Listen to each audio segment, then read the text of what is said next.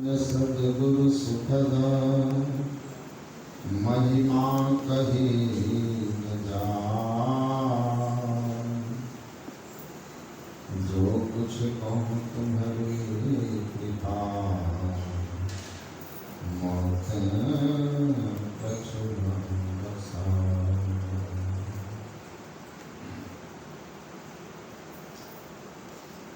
मंचासी पूज्य गुरुजन तथा साधु समाज के श्री चरणों में नमन।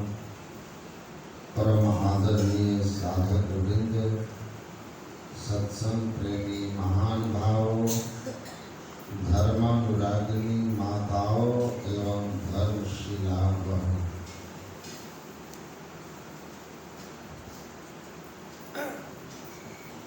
हम लोगों ने अभी सुना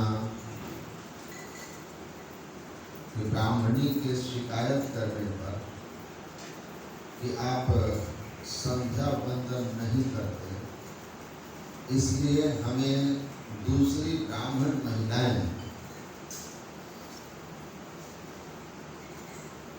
ताना देती हैं कि तुम्हारा पति ब्राह्मण नहीं है, कुछ और है।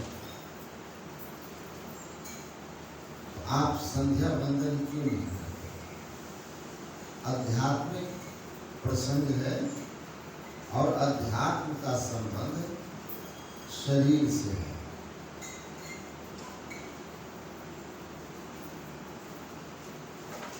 जो घटनाएं, जो अनुभूतियां साधना काल में साधक को होती है, उस सब का संबंध अध्यात्म से है। अध्यात्म का संबंध बाहर से नहीं है। अध्यात्म का अर्थ ही होता है आत्मा परमात्मा संबंधी ज्ञान, जिसका प्रयोगशाला हमारा देह है। तो ऋषि अपनी अनुभूति कर रहे हैं, ब्राह्मण अपनी अनुभूति कर रहे हैं। मृता मोहमयी माता जातो बोध मयम सुतम। मोहमयी माता मर गई। यहाँ ऋषि मोह को माता कहते हैं। माता से ही जन्म होता है हम लोगों का। और इस संसार में जन्म का कारण क्या है? मोह। जो मोह में है उनको आना पड़ेगा। मोह है, वासना है, तो वास सूरत लिया वही वापस आएंगे आप दुनिया में। आना पड़ेगा कर्म के बंधन में फंस कर। तुलसीदास जी महाराज कहते हैं मोह फास, बंधन है मोह, जो बांध के ले जाता है और बांध के लाता है। कर्म का बंधन। दूसरे जगह गोस्वामी जी मोह निशा, मोह को अज्ञानता की रात्रि का, रात्रि की संज्ञा देते हैं। यह रात्रि है मोह। और अविद्या की संज्ञा देते हैं। भगवान कृष्ण यदा देह मोह कलिलम बुद्धिर व्यतिकरक्षति तदा गंतास निर्वेदम श्रुतस्य च श्रोतव्यस्य च। भगवान कृष्ण कहते हैं यह मोह जो है दलदल है।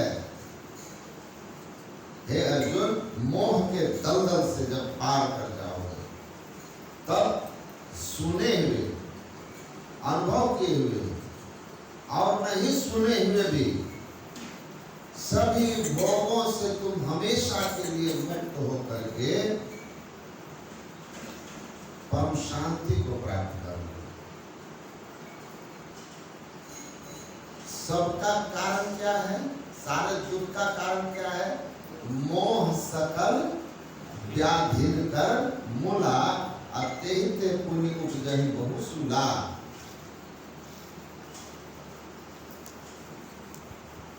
गुरु महाराज कहते हैं संसार में लिपट कर रहता कौन है? जो मोहग्रस्त है।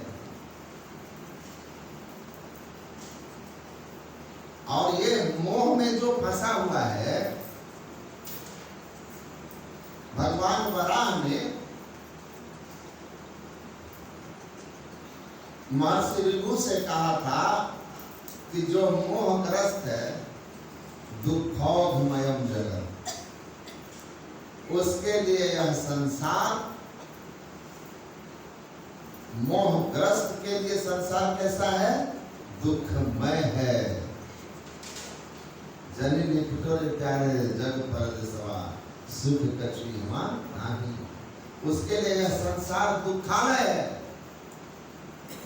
और जो जातो बोधमयम सुतम, जिसको ज्ञान में पुत्र की प्राप्ति हो गई, आत्मज्ञान की प्राप्ति हो गई, कहते हैं ज्ञान आनंदमयम जगत।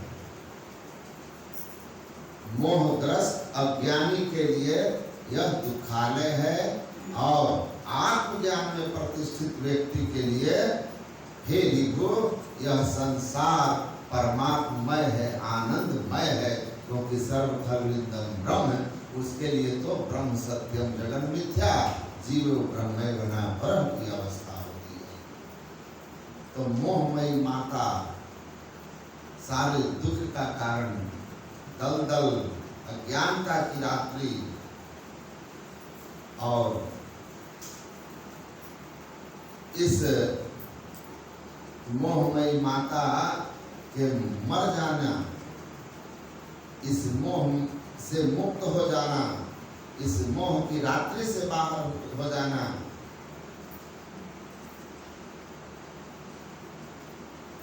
दुख से बाहर हो जाना।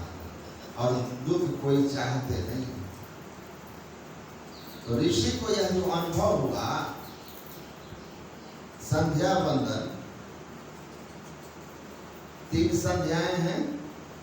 सूर्य, रात्रि का अंत, दिन का शुभारंभ ब्रह्म, फिर पूर्वाहन अपराह्न के बीच का समय, और फिर सूर्यास्त होता है, मतलब दिन और रात्रि के बीच का समय।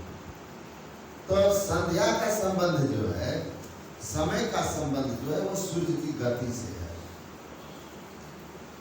और जिनका सूर्य सदा एक रस आकाश में रहता हो,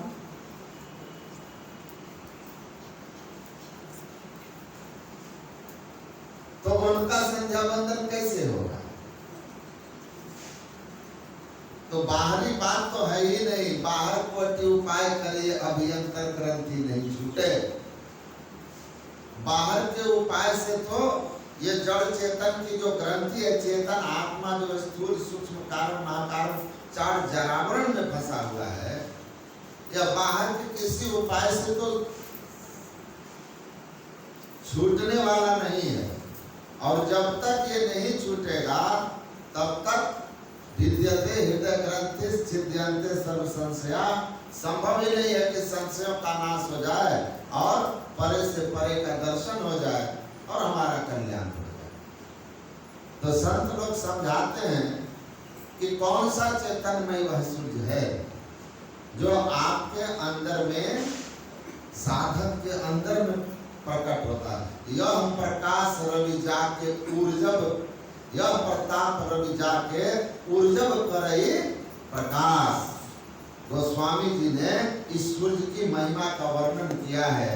जब भगवान श्री राम के गति नशील होने की बात करते हैं, तो कहते हैं जब ते राम प्रताप खगेशा उदित भयो अति प्रबल दिनेशा, अब पूरी प्रकाश रहो तिहु लोका बहुतन सुख बहुतन मन शोका, जिन्हें शोकते कहूँ बखानी प्रथम अविद्या मोह निशा नशानी नाश हो गया। लेकिन यह सूर्य कहाँ उदित होता है? तो आप भ्रम में न रहें कि कोई ऐसा सूर्य कभी संसार में उदित हुआ कि तीनों लोक को प्रकाशित किए हुए था।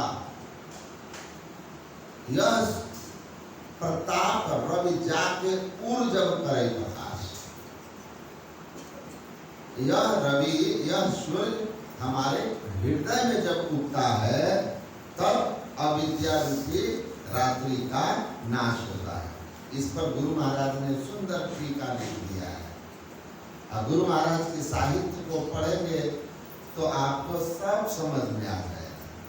पहले हम लोग भी समझते थे कि रामायण में भगवान राम की लीलाओं का वर्णन है और ऐसे ही कथाकार लोग सुनाते थे, लेकिन धीरे धीरे बड़े होने लगे, रामचरितमानस के ऊपर संत मत के महात्माओं का प्रवचन सुनने लगे, संत मत के साहित्य का अध्ययन करने लगे, तो समझ में आया कि रामचरितमानस जितना हमें सुनाया जाता है वह केवल ऊपरी कवर है,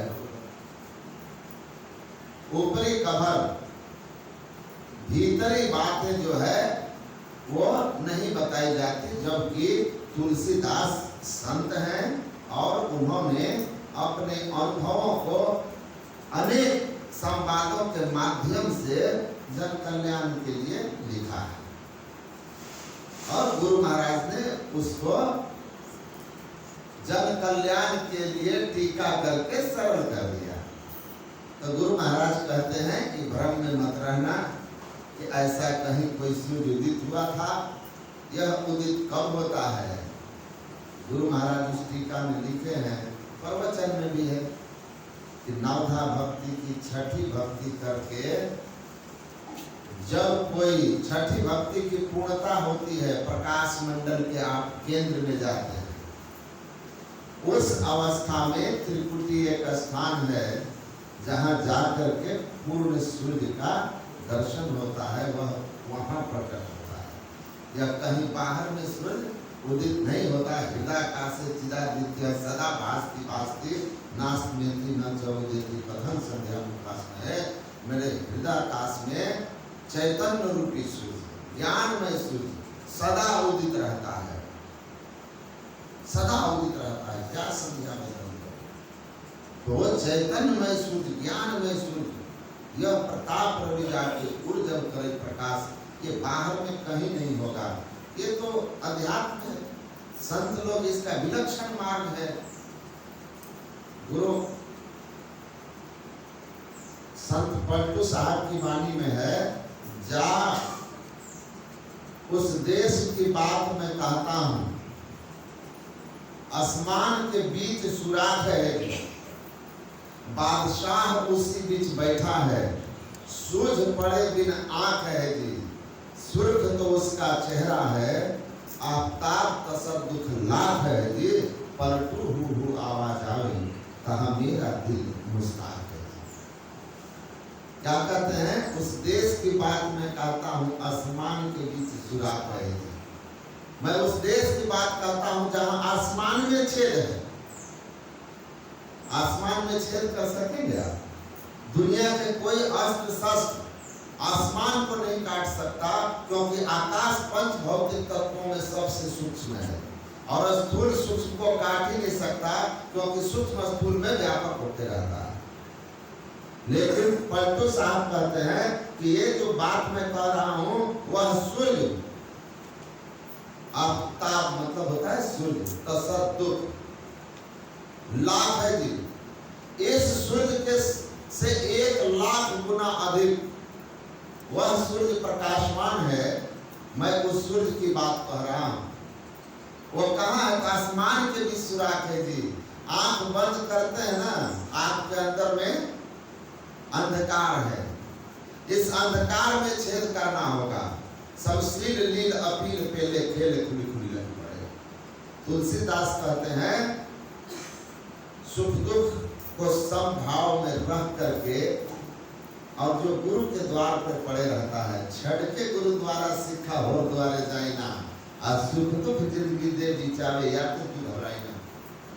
जिंदगी में आने वाले सुख दुख को जो सहन करते हुए गुरु के चरण शरण में रहता है और चरण शरण में रह करके साधना करता है, सूझ पड़े बिना आंख है जी, बिना आंख के दिखता है, मतलब इस आंख से नजर नहीं आता, इस आंख को बंद करना पड़ता है। बंद कराए पलक पट को कहे बाहर में तो मत रखो, इस आंख को बंद कराते हैं और बंद कराकर देखने की युक्ति से देखो। निज कायागढ़ में ऐन महल होए, आपन घर बन पाए।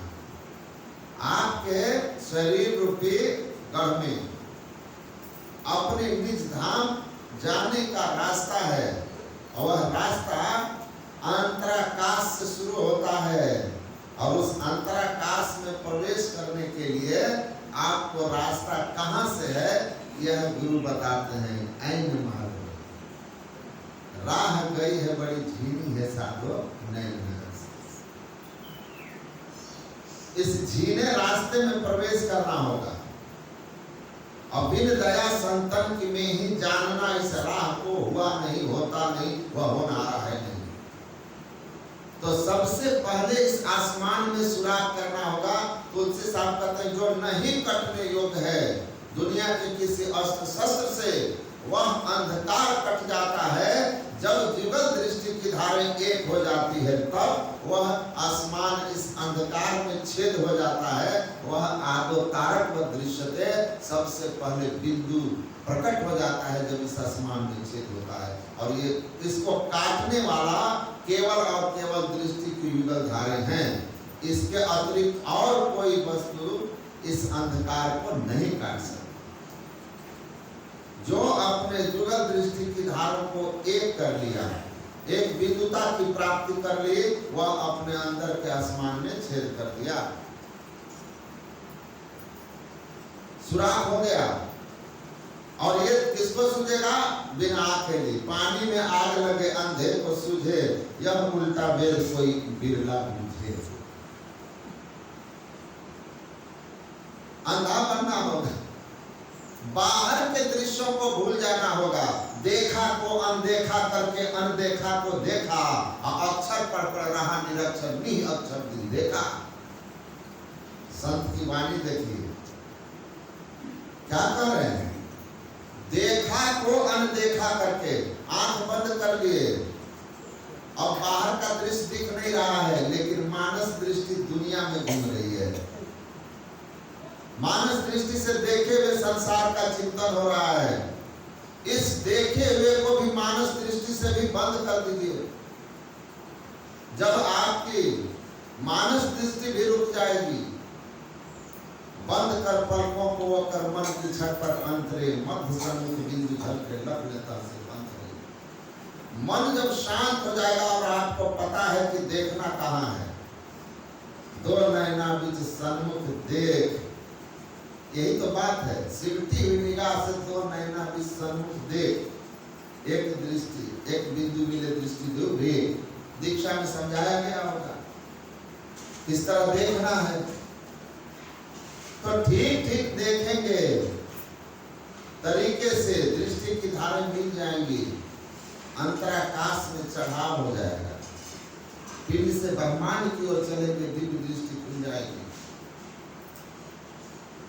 लखले तह से पंथरे, वहां से रास्ता है किधर जाने का? घटपट तिहु के अंधकार प्रकाश और शब्द तीनों पर्दों के पार जाके परमात्मा से एकता होने का मार्ग कहां से शुरू है?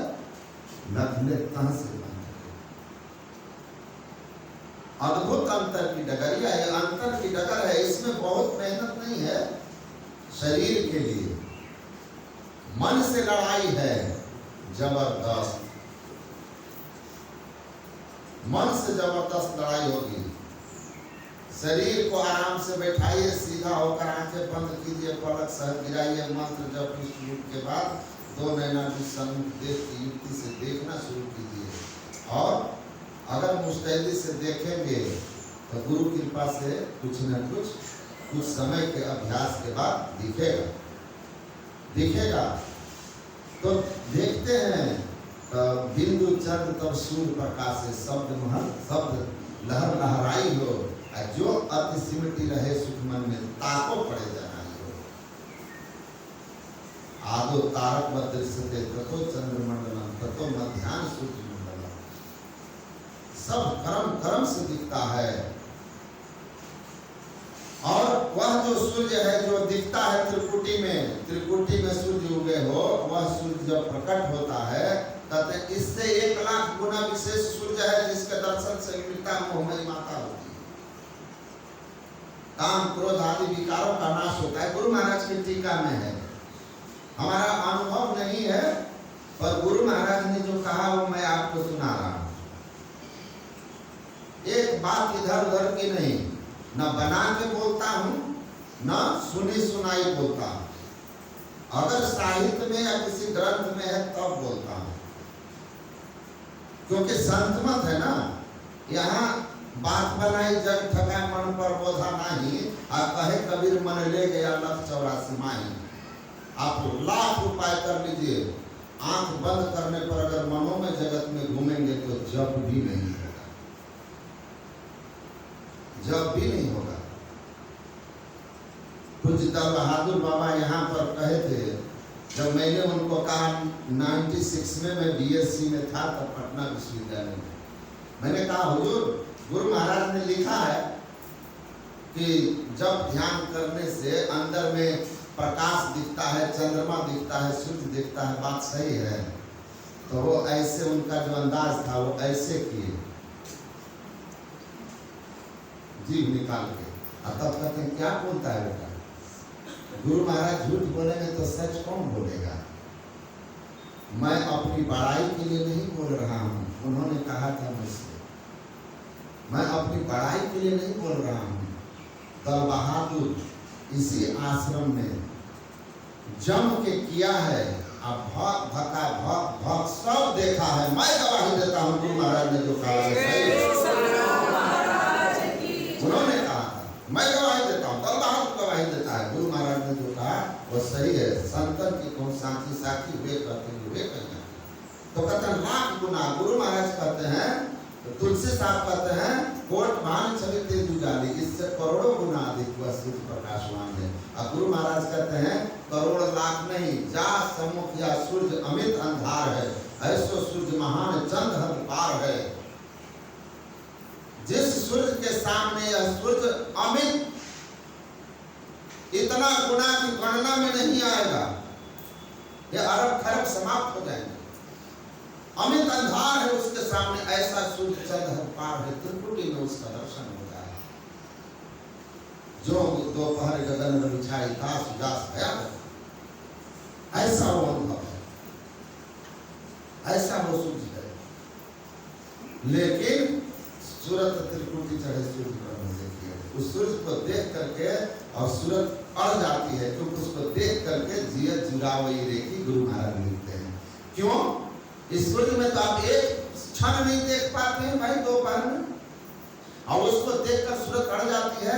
इसीलिए कबीर साहब कहते हैं रवि के अंदर शशि का वासा, वह जो सूर्य है इससे भले अमित गुना करोड़ गुना लाख गुना प्रकाशवान है, लेकिन उस रवि में शशि का वासा, चंद्रमा की शीतलता है, और उस शीतल सूर्य के दर्शन करते ही हृदय परम शीतल हो जाता है।